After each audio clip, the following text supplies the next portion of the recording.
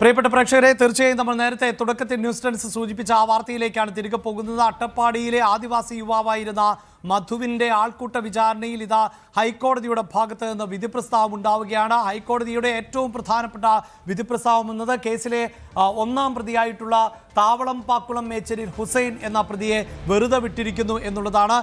കേസിൽ ഒന്നാം പ്രതിയായിട്ടുള്ള ഈ ഹുസൈൻ ആക്രമണം നടത്തുന്ന സമയത്ത് അവിടെ ഉണ്ടായിരുന്നില്ല എന്നും തനിക്ക് ഈ ആൾക്കൂട്ട വിചാരണയിലോ അല്ലെങ്കിൽ മധുവിനെ ഈ വിചാരണയ്ക്കായി കൂട്ടിക്കൊണ്ടുവന്നതിലോ ഒന്നും പങ്കില്ല എന്ന വാദമായിരുന്നു ഉയർത്തിയത്. ആ വാദത്തെ ഇപ്പോൾ ഹൈക്കോടതി അംഗീകരിക്കുന്നു എന്നുള്ളതാണ്. മറ്റു പ്രതികൾ എല്ലാവരും കുറ്റക്കാരാണ് എന്ന് ഹൈക്കോടതി വിലയിരുത്തുന്നു. ഒപ്പം നമ്മൾ അല്പസമയം മുമ്പ് സൂചിപ്പിച്ചു, ഈ കേസിലെ നാലാം പ്രതിയായിട്ടുള്ള അനീഷ്, അതോടൊപ്പം തന്നെ മറ്റൊരു പ്രതിയെയും ഈ കേസിൽ 16ആം പ്രതിയായിട്ടുള്ള മുനീർ, ഈ 16ആം പ്രതിയായിട്ടുള്ള മുനീറിനടക്കം കുറഞ്ഞ ശിക്ഷയാണ് നൽകിയത് എന്ന കാര്യം നമ്മൾ സൂചിപ്പിച്ചിരുന്നതാണ്. ഇപ്പോഴിതാ ഏറ്റവും പുതിയ വിവരമായി പുറത്തു വരുന്നത്, കോടതി, അതായത് വിചാരണ കോടതി വെറുതെ വിട്ട പ്രതികൾ ഉൾപ്പെടെയുള്ളവർ, ഹുസൈൻ ഒഴികെയുള്ള മറ്റെല്ലാ പ്രതികളും കുറ്റക്കാരാണ് എന്ന് ഹൈക്കോടതി ഇപ്പോൾ വിധി പറഞ്ഞിരിക്കുന്നു എന്നുള്ളതാണ്. വിചാരണ കോടതി 7 വർഷം വരെയാണ് പ്രതികൾക്ക് ഏറ്റവും വലിയ ശിക്ഷ വിധിച്ചത്. ഈ ശിക്ഷ എല്ലാം ഒരുമിച്ച്, അതായത് 7 വർഷം കഠിന തടവ് ഉൾപ്പെടെ വിവിധ വകുപ്പുകളിൽ വ്യത്യസ്തമായ ശിക്ഷയായിരുന്നു വിചാരണ കോടതിയുടെ ഭാഗത്ത് നിന്നുണ്ടായതെങ്കിലും ഈ ശിക്ഷകൾ ഒരുമിച്ച് അനുഭവിച്ചാൽ മതി എന്ന് പറയുമ്പോൾ ആത്യന്തികമായി അത് 7 വർഷത്തെ കഠിന തടവിലേക്കാണ് എത്തിയിരുന്നത്. ഇപ്പോൾ എന്തെല്ലാം മാറ്റങ്ങളാണുള്ളത് ഈ വിധി പ്രസ്താവത്തിൽ എന്നതാണ് നമ്മൾ വിശദമായി നോക്കുന്നത്. നവമി ദിനേശ് കൊച്ചിയിൽ നിന്ന് ചേരുന്നുണ്ട്. നവമി, ഒന്നാം പ്രതിയെ വെറുതെ വിടുന്നു. ഒന്നാം പ്രതിയായിട്ടുള്ള ഹുസൈനാണ് ഈ മധുവിന്റെ നെഞ്ചത്ത് ചവിട്ടുകയും അങ്ങനെ മധു നിലത്ത് വീഴുകയും തല ഭിത്തിയിലിടിക്കുകയും ചെയ്തു. അതാണ് മരണത്തിനുള്ള പ്രധാന കാരണമെന്നതായിരുന്നു അന്വേഷണ സംഘത്തിന്റെ കണ്ടെത്തൽ. പക്ഷേ ഒന്നാം പ്രതിയെ കോടതി വെറുതെ വിടുന്നു. എന്തെല്ലാമാണ് മറ്റു വിവരങ്ങൾ?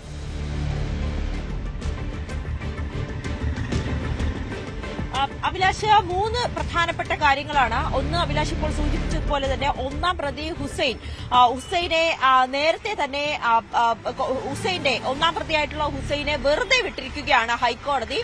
ഹുസൈൻ ഈ സംഭവം നടക്കുന്ന സമയത്ത് സ്ഥലത്തുണ്ടായിരുന്നില്ല എന്ന വാദത്തെ അത് കോടതി പൂർണ്ണമായും അംഗീകരിക്കുകയാണ്. മറ്റെന്തൊക്കെ കാര്യങ്ങൾ ചൂണ്ടിക്കാട്ടിയാണ് ഹുസൈനെ വെറുതെ വിട്ടതെന്ന് നമുക്കിനി വിധിപ്പകർപ്പ് വന്നതിന് ശേഷം മാത്രമേ അറിയാൻ സാധിക്കുകയുള്ളൂ. എന്തായാലും ആ വിധിപ്പകർപ്പിന് വേണ്ടി കാത്തിരിക്കുകയാണ്. എന്തായാലും കോടതി പറഞ്ഞിരിക്കുന്നതനുസരിച്ച് ഒന്നാം പ്രതിയായിട്ടുള്ള ഹുസൈൻ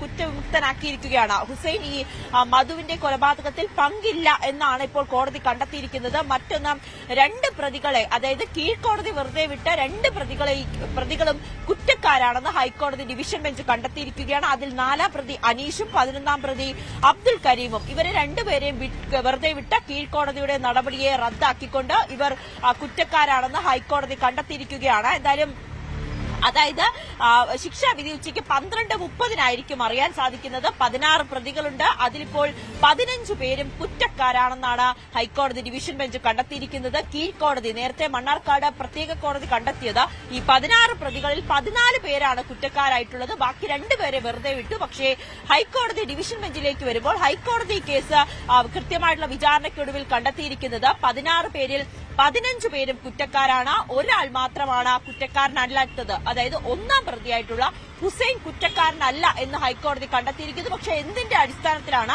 ഹൈക്കോടതി അങ്ങനെ ഒരു നിരീക്ഷണത്തിലേക്ക് എത്തിയതെന്ന് ഇനി നമുക്ക് വിധിപ്പകർപ്പ് വന്നാൽ മാത്രമേ അറിയാൻ സാധിക്കൂ. എന്തായാലും ഈ കുറ്റക്കാരായി കണ്ടെത്തിയ 15 പേരുടെയും ശിക്ഷാവിധി ഉച്ചയ്ക്ക് 12:30 അറിയാൻ സാധിക്കുക. 24 സാക്ഷികൾ മാറിയിരുന്നു. 24 സാക്ഷികളാണ് മാറിയത്.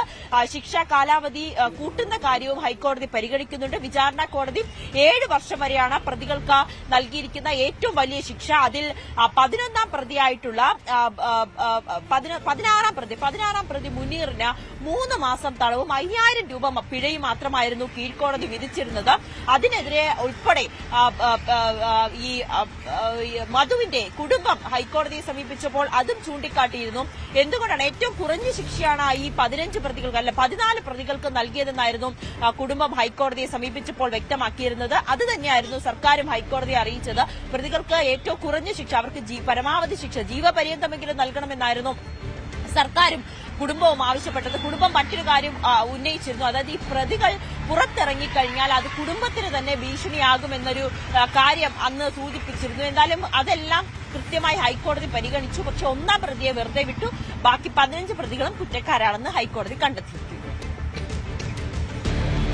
വളരെ പ്രധാനപ്പെട്ട വിധി പ്രസ്താവം ഇതാ 12:30 ഹൈക്കോടതിയുടെ ഭാഗത്ത് നിന്ന് ഉണ്ടാകാൻ പോകുന്നു. 24 പ്രോസിക്യൂഷൻ സാക്ഷികൾ കൂറുമാറിയ ഒരു കേസിൽ ആണ് അല്പസമയത്തിനകം ശിക്ഷാവിധി വരാൻ പോകുന്നത്. ജസ്റ്റിസ് രാജ വിജയരാഘവൻ അധ്യക്ഷനായ ഡിവിഷൻ ബെഞ്ചാണ് ഈ കേസിൽ വിധി പറയേണ്ടത്. നേരത്തെ SC/ST വിചാരണ കോടതി, മണ്ണാർക്കാട് SC/ST വിചാരണ കോടതി 14 പ്രതികൾ, ആകെയുള്ള 16 പ്രതികളിൽ 14 പ്രതികൾ കുറ്റക്കാരാണ് എന്ന് കണ്ടെത്തുകയും 7 വർഷത്തെ കഠിന തടവിന് വിധിക്കുകയും ചെയ്ത കേസിൽ ആണ് ഇപ്പോൾ ഹൈക്കോടതിയുടെ ഭാഗത്ത് നിന്ന് തിരുത്തുണ്ടാകുന്നത്. അതിലേറ്റവും എടുത്തു പറയേണ്ടത് മൂന്നാമത്തെ പ്രതിയെയും അതോടൊപ്പം തന്നെ മറ്റൊരു പ്രതിയെയും വെറുതെ വിട്ട സാഹചര്യം റദ്ദാക്കിയിരിക്കുന്നു ഹൈക്കോടതി എന്നുള്ളതാണ്. കേസിൽ 15 പ്രതികൾ കുറ്റക്കാരാണ് എന്ന് ഹൈക്കോടതി നിരീക്ഷിക്കുമ്പോൾ മറ്റൊരു പ്രധാനപ്പെട്ട വിവരം, കേസിലെ ഒന്നാമത്തെ പ്രതിയായിട്ടുള്ള മേച്ചേരി ഹുസൈൻ, ആ ഹുസൈനെ കോടതി വെറുതെ വിടുന്ന സാഹചര്യം കൂടിയാണ് ഉണ്ടാകുന്നത്.